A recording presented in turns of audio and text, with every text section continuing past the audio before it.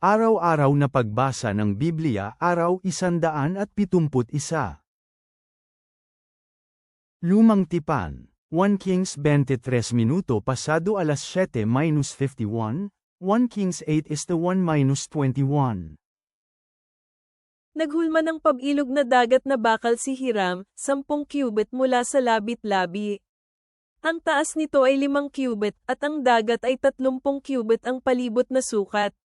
Sa ilalim ng labi ay nakapalibot sa dagat ay bunga ng halamang gumagapang, 10 sa bawat cubit, hinulma lahat kasabay ng hinulmang dagat. Ang dagat ay nakapatong sa 12 hinulmang baka, 3 nakaharap sa hilaga, 3 nakaharap sa kanluran, 3 nakaharap sa timog, at 3 nakaharap sa silangan. Ang dagat ay nakapatong sa kanila, at ang lahat ng kanilang puwitan ay nakapwesto sa bandang loob. Ang dagat ay kasing kapal ng isang kamay, at ang labi nito ay hinulma tulad ng labi ng isang tasa, tulad ng isang bulaklak na liryo. Ang dagat ay naglalaman ng 2,000 bat na tubig. Gumawa si Hiram ng 10 patungan na tanso. Bawat isang patungan ay 4 na cubit ang haba at 4 na cubit ang lapad, at 3 cubit ang taas. Ang pagkakagawa ng patungan ay tulad nito. Mayroon silang mga mahahabang tabla na nakatayo sa pagitan ng mga balangkas, at sa mga tabla at mga balangkas ay mga leon, mga baka, at mga kerubin. Sa itaas at sa ibaba ng mga leon at mga baka ay mga koro ng pinenday. Ang bawat patungan ay may 4 na tansong gulong at ehe, at ang 4 na sulok nito ay may suporta sa ilalim para sa kawa. Ang mga suporta ay hinulma sa korona sa gilid ng bawat isa. Ang bakana ay bilog tulad ng isang patungan, 1 cubit at kalahating lawak, at nasa loob ng korona na nakaangat ang 1 cubit. Sa bakana ay mga inukit na bagay, at ang kanilang mga tabla ay parisukat, hindi bilog. Ang 4 na gulong ay nakapailalam sa mga tabla, at ang mga ehe ng mga gulong at ang kanilang mga bahay ay nasa patungan. Ang taas ng isang gulong ay 1.5 cubit. Ang mga gulong ay pinenday tulad ng mga gulong ng mga karwaheng pandigma. Ang kanilang bahay, mga gilid, mga rayos ng gulong at boha ay hinulmang bakal. Mayroong 4 na hawakan sa 4 na sulok ng bawat tuntungan, ipinanday mismo sa tuntungan.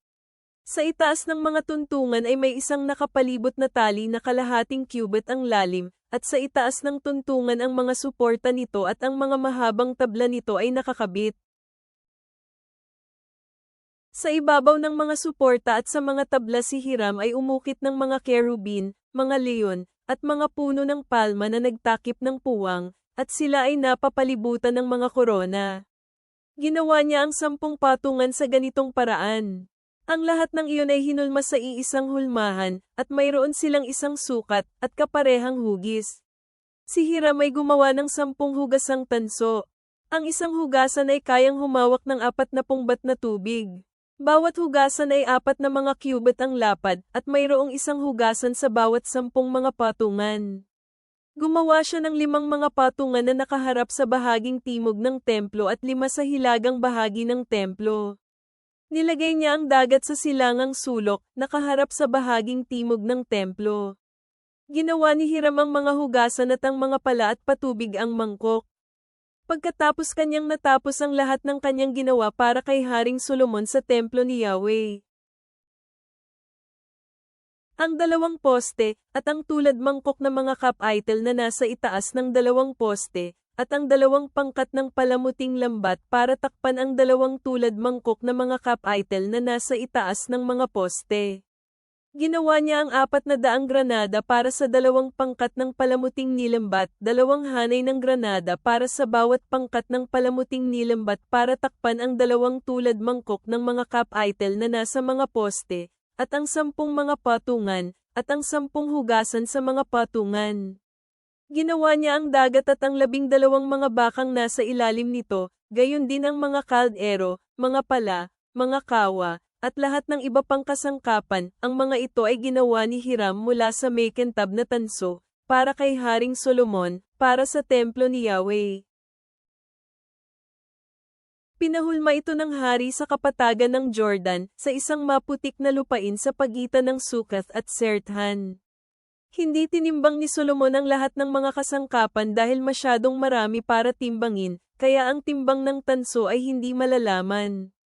Pinagawa ni Solomon ang lahat ng kasangkapan na nasa loob ng templo ni Yahweh mula sa ginto, ang gintong dambana at ang lamesa kung saan ilalagay ang tinapay na handog. Ang patungan ng ilaw, 5 sa kanan at 5 sa kaliwa, sa harap ng panloob na silid ay gawa sa purong ginto, at ang mga bulaklak, ang mga ilawan, at ang mga pang-ipit ay ginto. Ang mga saro, ang panggupit ng ilawan, mga mangkok, mga kutsara, at mga pansindi ng insenso ay nilikha mula sa purong ginto.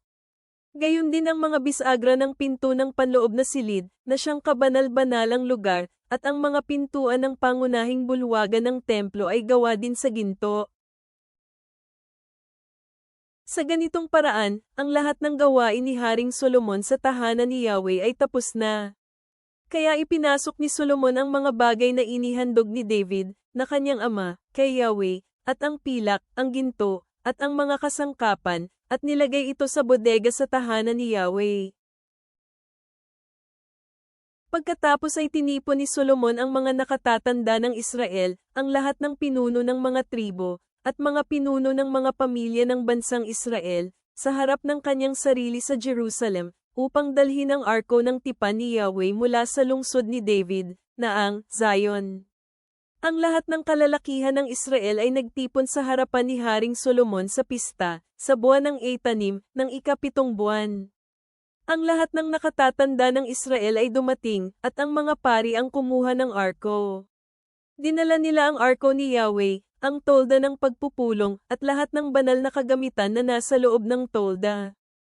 Ang mga pari at mga Levita ang dinala ang mga bagay na ito.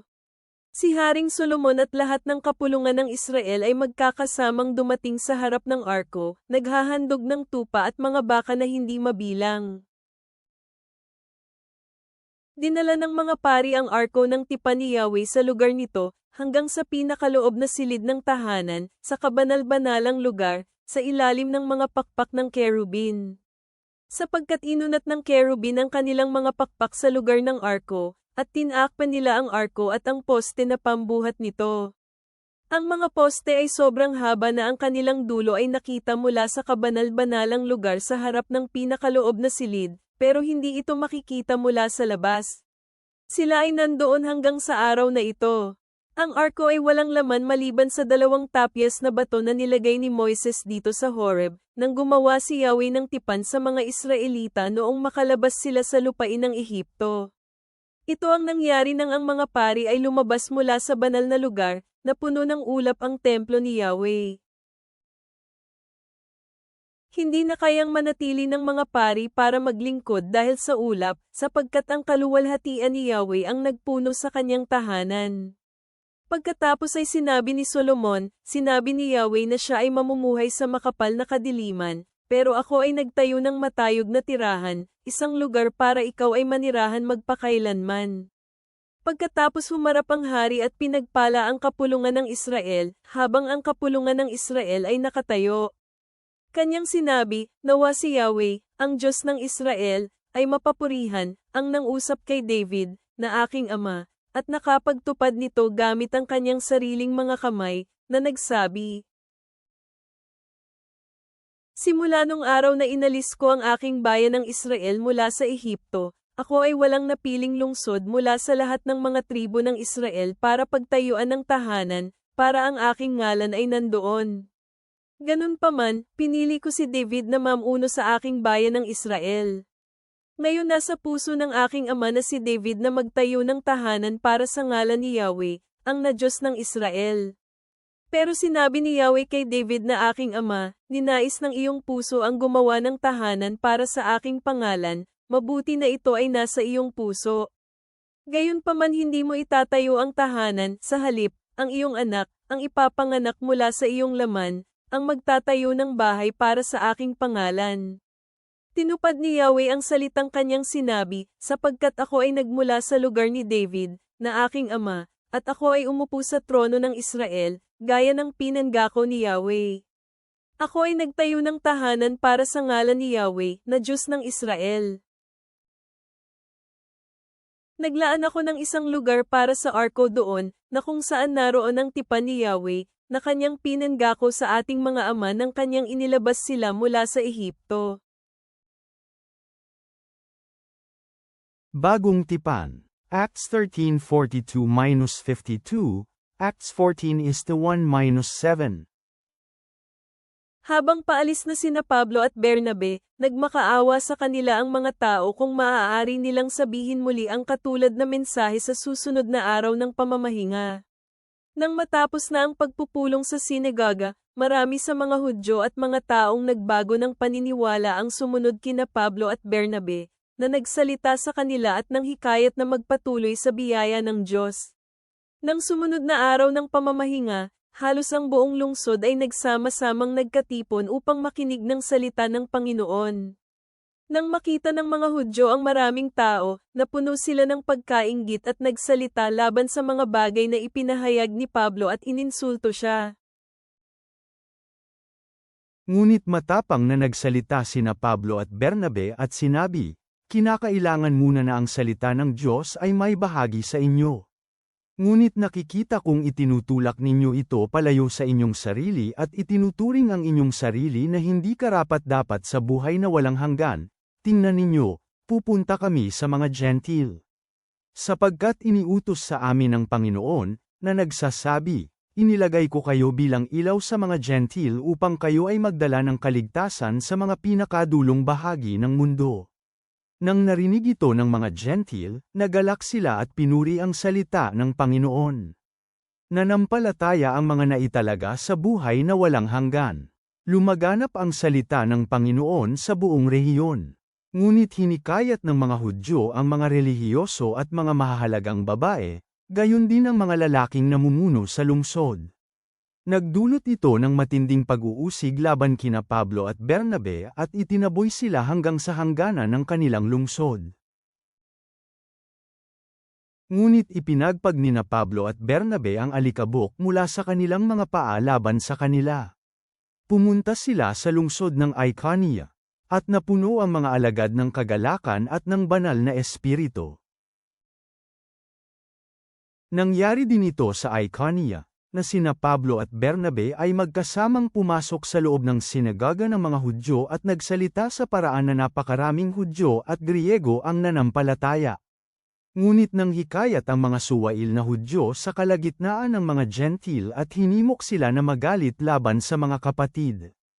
Kaya nanatili sila doon ng mahabang panahon, matapang na nagsasalita sa kapangyarihan ng Diyos, habang nagbibigay siya ng patunay tungkol sa mensahe ng kanyang biyaya. Ginawa niya ito sa pamamagitan ng mga palatandaan at mga kamanghamanghang bagay sa pamamagitan ng kamay nina Pablo at Bernabe. Ngunit nahati ang karamihan sa lungsod, pumanig ang iba sa mga Hudyo at sa mga apostol naman ang iba. Nang subukang himukin ng mga Gentil at Hudyo ang kanilang mga pinuno na saktan at batuhin sina Pablo at Bernabe. Nalaman nila ang mga ito at tumakas sila patungo sa lungsod ng Lycaonia, Lystra at Derbe at sa palibot na rehiyon, at doon nangangaral sila ng ebanghelyo. Mga awit, Psalm 76:1-12. Ama naming nasa langit, kami ay lumalapit sa iyo na puno ng pasasalamat ang aming mga puso habang kami ay nagbabalik tanaw sa iyong matatag na presensya sa mga dakilang plano ng templo at sa matapang na pagpapahayag ng mga apostol. Kung paanong inialay ni Solomon ang templo para sa iyong kaluwalhatian, naway ialay rin namin ang aming buhay sa iyong paglilingkod, na nagnanais na parangalan ka sa lahat ng aming ginagawa. Tulungan mo kaming ipahayag ang iyong katotohanan ng may tapang, tulad ng ginawa ng unang simbahan, kahit naharapin namin ang mga pagtutol. Turuan mo kaming magpahinga sa iyong makapangyarihang kapangyarihan, na kinikilala na ikaw ang aming kanlungan at lakas, gaya ng paalala sa amin ng Awit Kapitulo 76. Tulungan mo kaming magmahal gaya ng pagmamahal mo sa amin. Amen.